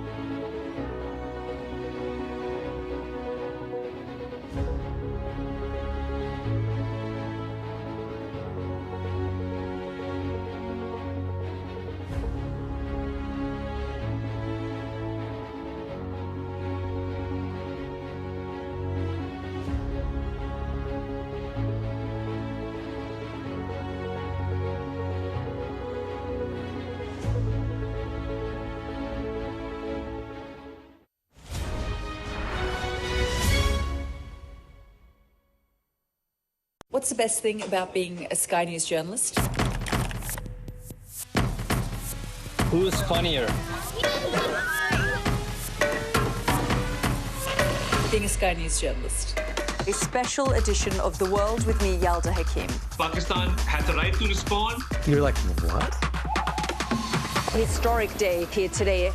Congratulations, this is a huge moment. But what happens now? The best thing about being a Sky News journalist? They call him the king of the jungle. Being a Sky News journalist. Yusra Al-Baghir has this report. And this is what's left of it. As a woman of colour, how did the Harris campaign speak to you? People risk their lives to speak to us for this report. Mr. Zuma, Sky News. We're trying to see as much as we can. The best thing about being a Sky News journalist? I'm going to take you behind the scenes here for Election Night Live. They have gone up and up. Big Sky News journalist. Ed Conway. Sky News, is anyone going to talk to us? Mortgage rates did go up very sharply during your time in office. Here it is. First off, just the scale of what we're looking at. Our data shows it's been happening. Question is, why it hasn't been stopped. The government has announced new plans to help prevent online harm to children. It's going to consult about ways to stop children using VPNs to access pornography. And it will also consult on banning children from social media. But already the move is under attack for talking but not acting. Sir Keir Starmer released this statement tonight. As a dad of 2 teenagers, I know the challenges and the worries that parents face making sure their kids are safe online. Technology is moving really fast and the law has got to keep up. With my government, Britain will be a leader, not a follower, when it comes to online safety. And this is the immediate response from the Conservative Shadow Education Secretary, Laura Trott. Labour have repeatedly said they do not have a view on whether under 16 should be prevented from accessing social media. That is not good enough. I'm clear that we should stop under 16s accessing these platforms. The evidence of harm is clear, and parents, teachers and children themselves have made their voices heard.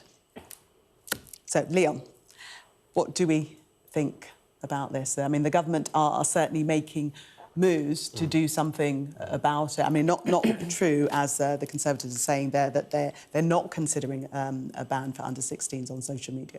Yeah, I mean, I'm in 2 minds about this. I think the intention is right. You know, I think there is a great deal of danger out there for young people on social media with AI and all other advances of technology that we can see coming down the line.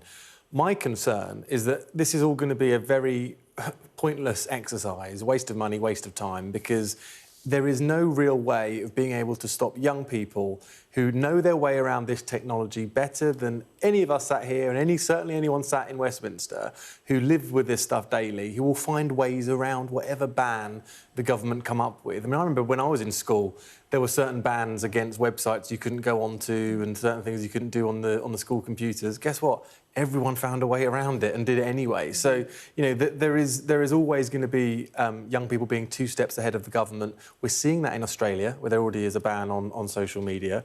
Didn't last very long in terms of actually keeping the kids off of social media. So I admire the intention.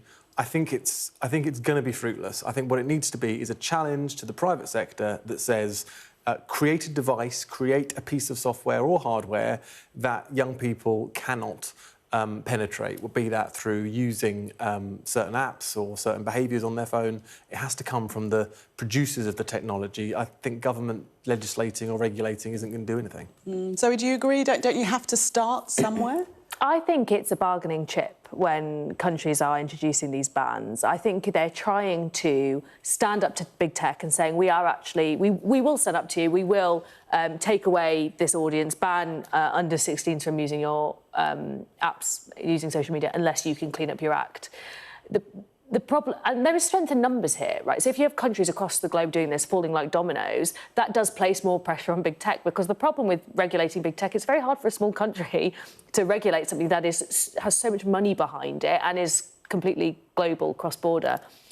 The problem is the horse is bolted in many ways in this. I mean, big tech is really, really powerful. So yes, you need a massive display of unity, but you also need quite clear sanctions and things in place that if tech companies are not abiding by their duty of care regulations, then you have to be prepared to use them. So, for example, we saw this when the government was at war with Elon Musk over Grok, the AI tool used on the platform X.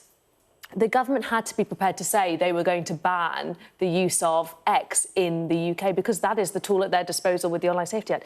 But you know, it's a big, difficult battle for any government to take on by itself. I think that is why when countries are looking at Australia and Spain implementing these bans, they feel stronger to be able to do it because they have these other countries behind them as well. The other thing to add, I'll just jump in, is that you know, the US are going to have a say here because obviously all these tech companies are US-based and they're all in with Donald Trump's White House, and you know, the US are already making noises to governments that try and put clampdowns on big tech, and that's another issue, another hurdle that makes this almost unworkable because they're obviously going to capitulate when Donald Trump picks up the phone to Starmer and says, well, if you do that, there's no trade deal, there's no this, there's no that. So many hurdles to overcome. The intention is right and it's popular. That's why the Conservatives are jumping on it as a flagship policy, because I imagine it is popular with parents that they want to have their kids protected online. Of course they do.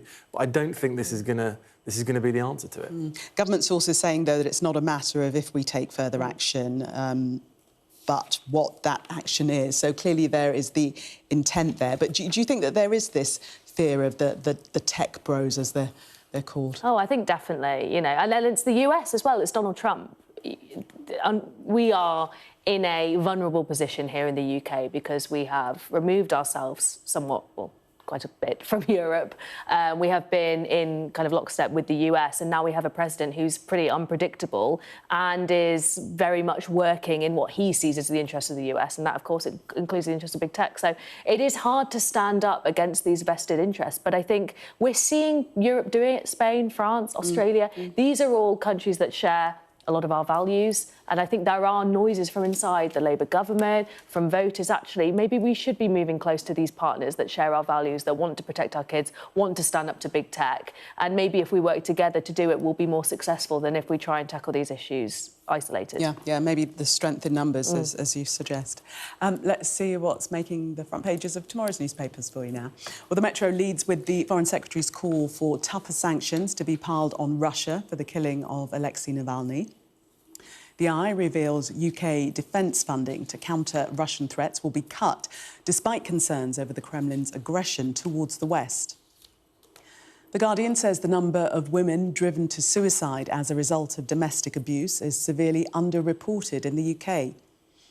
The Daily Telegraph reports the Trump administration is in talks to accept a man who set fire to a Quran as a refugee from Britain. That is not the page that you're seeing there. What you are seeing is The Sun, with claims that more than 70 boat migrants who'd had their mobiles seized when reaching the UK have won payouts totalling £500,000. The Daily Express quotes campaigners who say switching off street lights at night to save money is putting women and girls at risk. The Times leads on a potential under-16s social media ban to come into force this year, saying the Prime Minister could use new powers to force through the changes.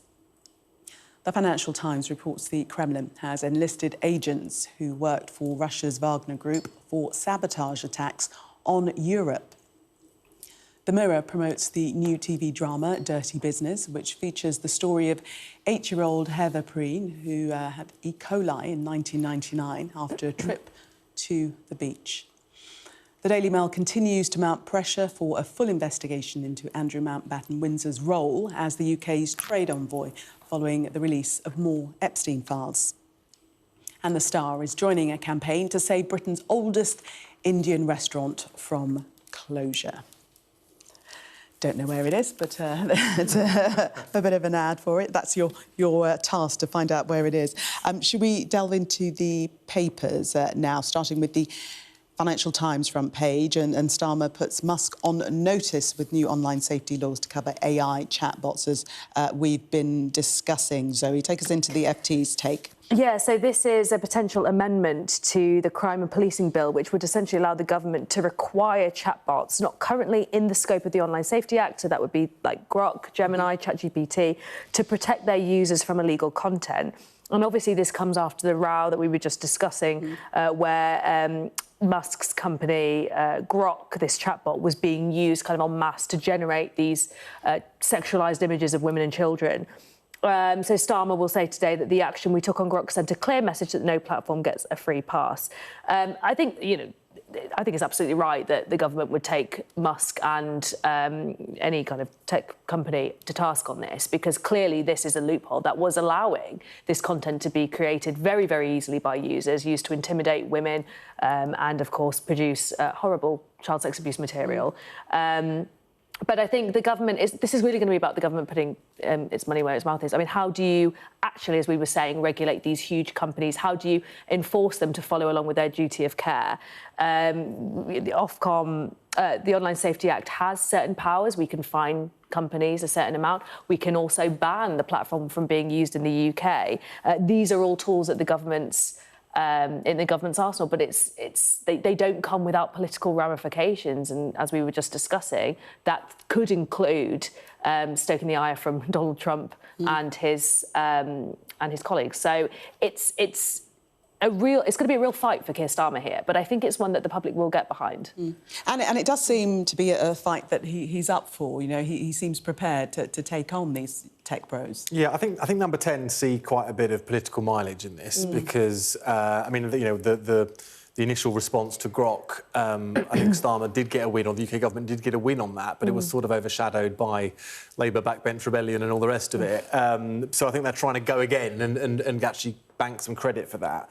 You know, Elon Musk is seen as a bogeyman, isn't he, in this country? Unfairly to some degree. I think he's a wonderful entrepreneur, albeit with huge flaws as well. But I think this is right that AI is covered in terms of the Online Safety Act, and it's about the right time. Just going back to our conversation about social media, you know, you're right, the genie's out of the bottle. With AI, I think we've still got a bit of time to regulate it right and regulate it properly. My fear is it oversteps the mark, and, you know, you stop young people using Gemini, ChatGPT, Grok, because we're regulating them not to be able to use it, when that is going to form the cornerstone of their careers growing up, we would imagine. So there's a way to do it properly and a way to do it that could be quite damaging, and I guess we've got to put our faith in government to make sure that they do the right thing and they regulate it well. Let's move on to the Metro and Yvette Cooper quoting Alexei Navalny, that saying truth is the antidote to Putin's lies. Following on from that, the Home Secretary is calling for sanctions following that assassination of Alexei Navalny using those neurotoxins. Yes, yeah. So, I mean, more sanctions on Russia, which is something obviously we've been discussing for many years, actually. This is a tool that has been used by various countries across Europe to try and put pressure on Russia, to try and isolate them, to try and squeeze their economy.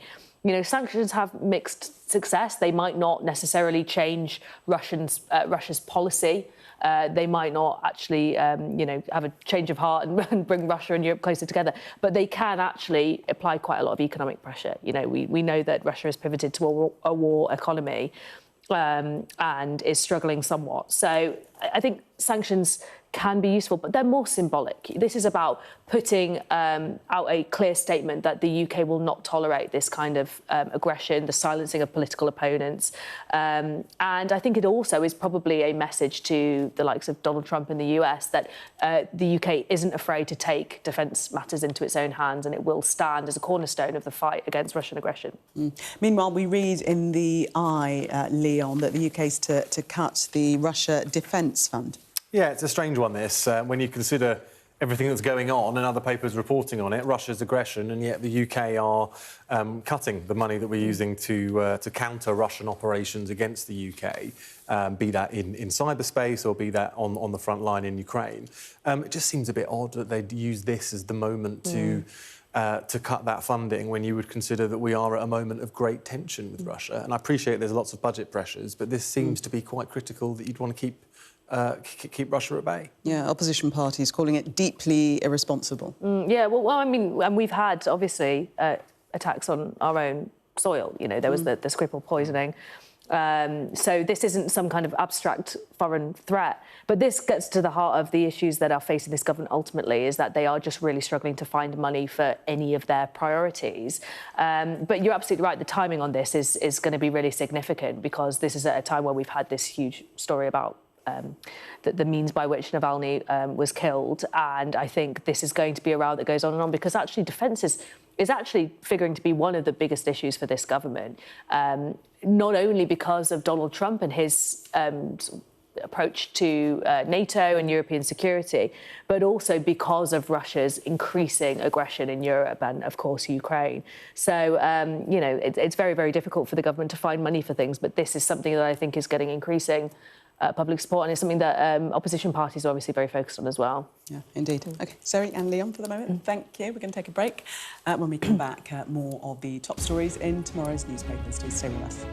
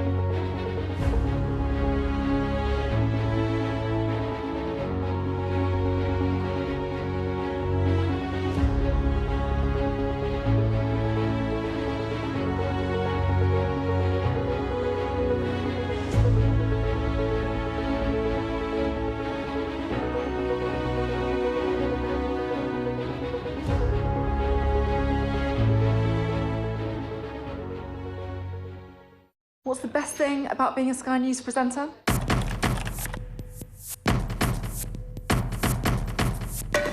We've done the work and the reading, so you don't have to. Being a Sky News presenter. Hello and welcome. Westminster, the heart of British politics.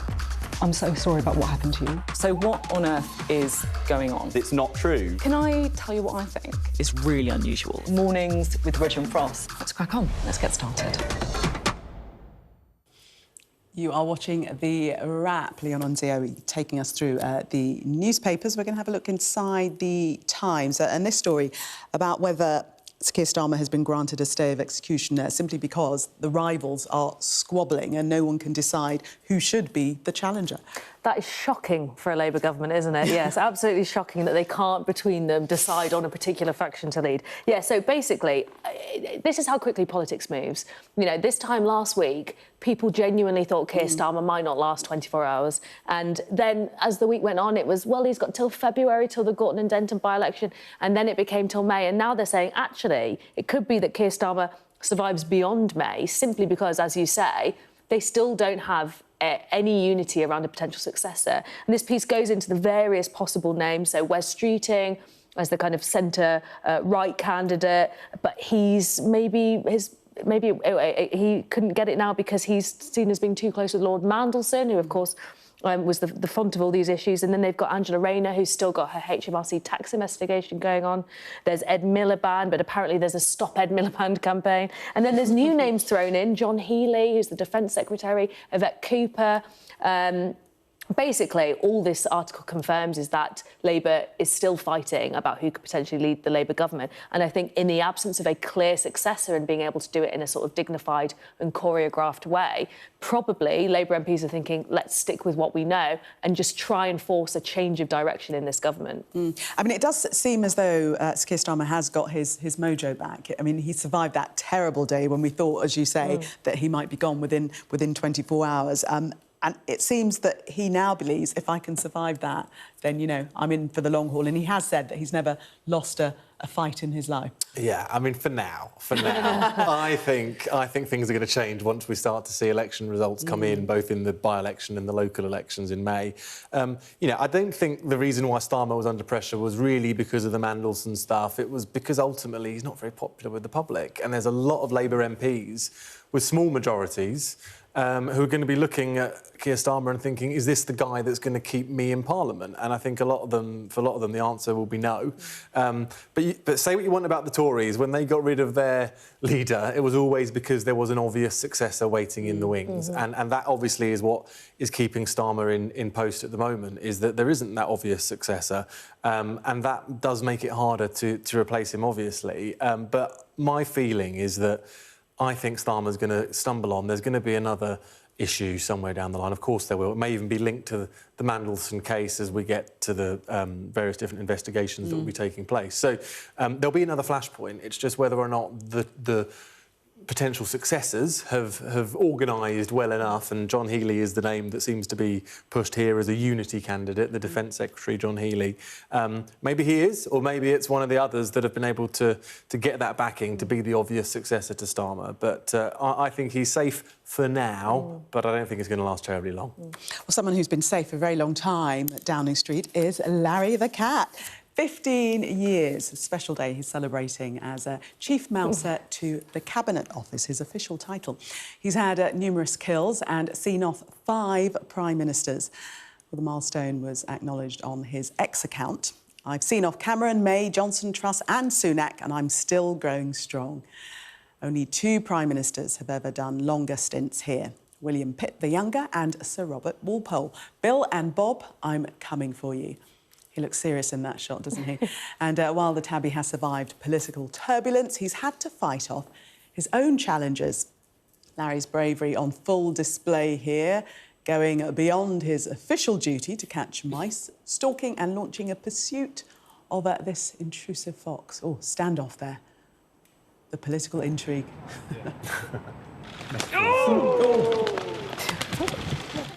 Oh, that's awful. That makes me... Oh. That was a feline pouncing on a pigeon. I hate pigeons, by the way. But, so you're Team Larry there? Yes, definitely Team Larry, but the pigeon did get away. He's proving that no trespassing animal would get close to the famous number 10 door. It's the press pack there, their gaspers. Ooh! Larry arrived in 2011 as a rescue tabby from Battersea Dogs and Cats Home. Since then, he's never shied away from high-profile guests. Each Prime Minister under Larry claimed to be big fans, but Boris Johnson once called him a thug. Wonder what he did to Johnson. David Cameron was forced to put his love for the feline on the record in the Commons after rumours suggested the contrary. The rumour that somehow I don't love Larry. I do. And I have photographic evidence to prove it. Sadly, I can't take Larry with me. He belongs to the house and the staff love him very much, as do I. As do I. And I was so totally starstruck when I actually got to meet him there. He was trying to get away from me, actually. I love that. I'm trying to hold on to him. Yeah. But we've all met Larry. We've all met even. Larry. We've all met Larry. He's a lovely little cat, as far as cats go, because cats aren't always very friendly, are they? Not always happy to see you. But I think the Prime Minister and the King need to do the right thing and make him Sir Larry. Oh, We need that's a knighthood. interesting. A knighthood for Larry, I think, is due. Can you knight animals? I don't. Unfortunately, I don't know the answer to that one. But I think also we should say, because obviously Larry is a lovely cat, and I think it brings a lovely bit of levity to politics sometimes when it can be very, very tiring for the general public. But the great work that Battersea Cats and Dogs Home do, because obviously he arrived as a kind of not a donation from them, but he was a rescue from them, and it really highlights the great work they've done. For cats and dogs across London and beyond. Just say that shot of me there, that was in the week that Liz Truss resigned. And so that's when we were all watching watching whether the net curtains were twitching at number 10 and whether she was going to make a move. But yes, it was a privilege to meet him. Yes, I'm sure that... Maybe Sir Larry in the future. maybe. According to Leon. Well, coming up, it was an historic Super Sunday for Team GB at the Winter Olympics. We'll have that story for you next.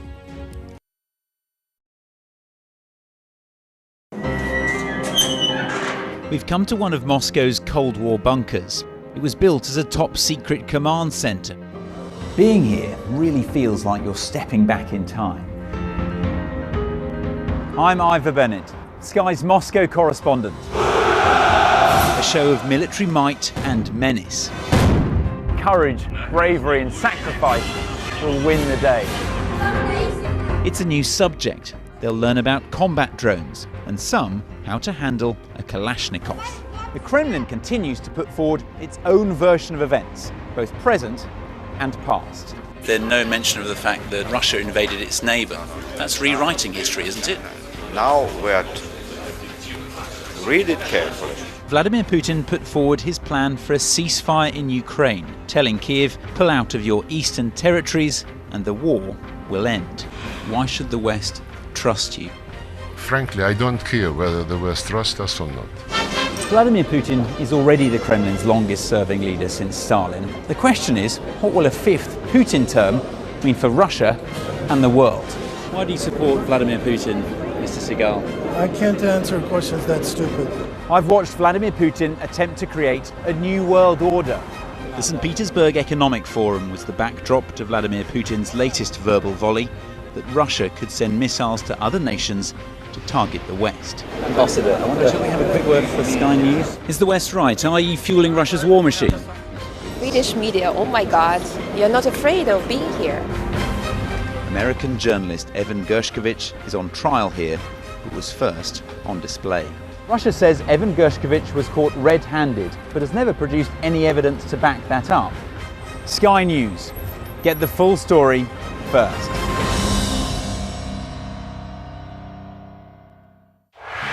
Gives you the very best of Sky News wherever you are. Breaking news, videos and analysis. Evidence of the crisis. Podcasts, watching us live. Live here from Washington. Wherever you get your podcast. All in one place. And all at just the touch of a screen. The Sky News app. Get the full story first.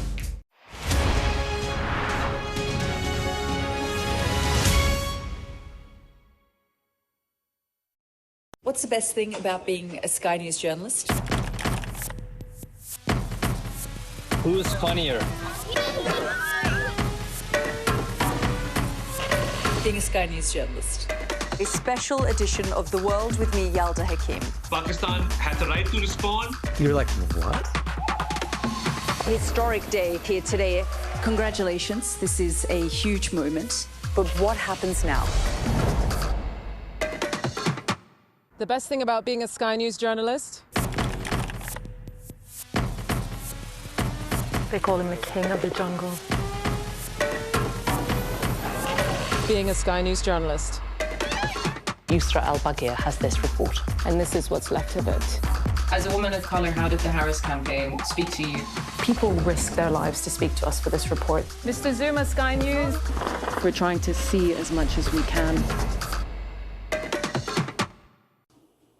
Time now to catch up with all of the sports news and David.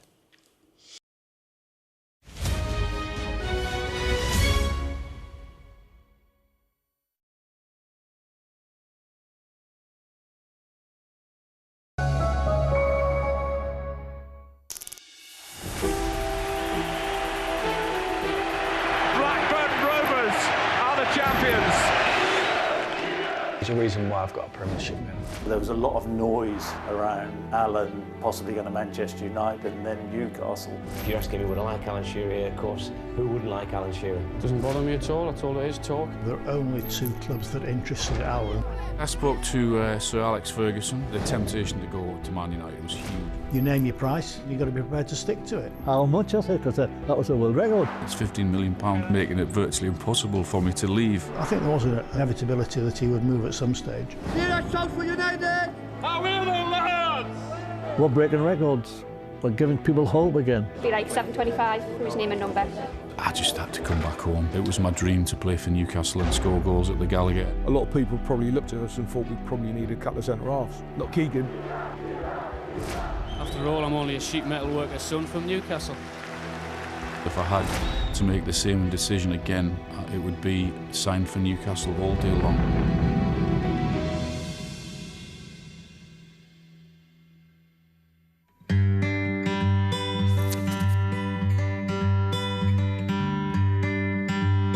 Blackburn Rovers are finally back in the big time.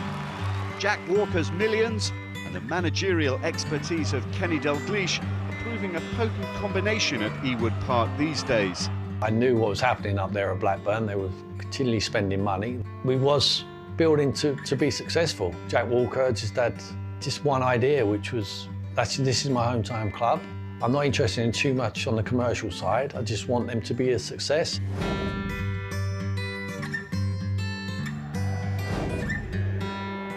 Shearer, he scored on his debut! Alan Shearer, Britain's most expensive footballer, starts to repay the fee with that cracking volley. Made it hard for myself, haven't I? People are going to expect great things of me now. Being the most expensive footballer in the Premier League, how important was it for you within your own mind to get off to a good start and start banging in a few goals? Blackburn Rovers and Southampton Football Club have put that price tag on me. People keep saying to me I'm the most expensive, all right I am, but I've got nothing to do with that price tag. I can only go out and play to the best of my ability, and if clubs want to pay that amount of money for me, then so be it. It was Kenny and Ray, obviously, who had decided that they would like to buy him. Ray had him with the England under-21s. He knew what talent was there. And it was at their instigation, really. The atmosphere completely changed. We'd started signing more expensive players, and it were just little old Blackburn that were doing it. As the weeks went on, more and more arrived. We were getting the most expensive man in football, and Jack Walker brought him to us. What an effort and what a goal from Alan Shearer! Oh, what a story! He was sort of the old-fashioned centre-forward, really. He'd head the ball, he'd use his elbows, he'd shoot, he'd run into space behind the back four for fun. It was just everything that you would want. Alan will tell you himself, he's the worst trainer in pre-season. Always at the back when they were running. We thought, what have they signed here? This kid can't move. All of a sudden, we got the balls out and no one could catch him. Alan Shearer scores for Blackburn!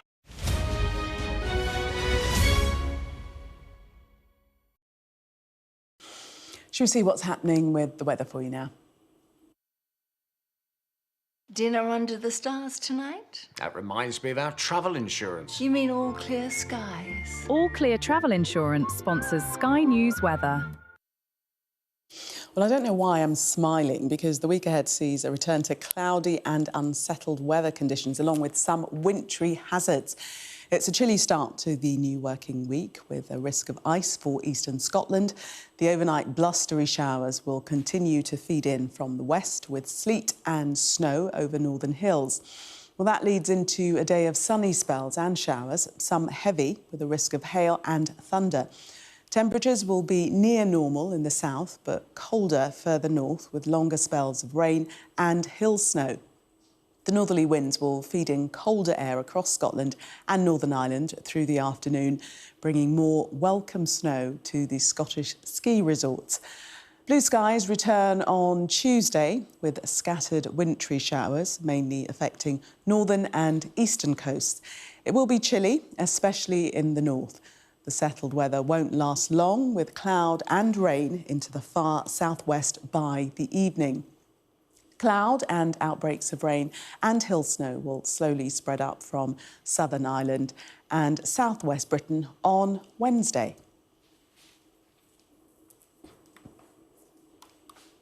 All Clear Travel Insurance proudly sponsors Sky News Weather. Well, that was the wrap. Thank you so much for watching. All the top stories coming up right here on Sky News for you.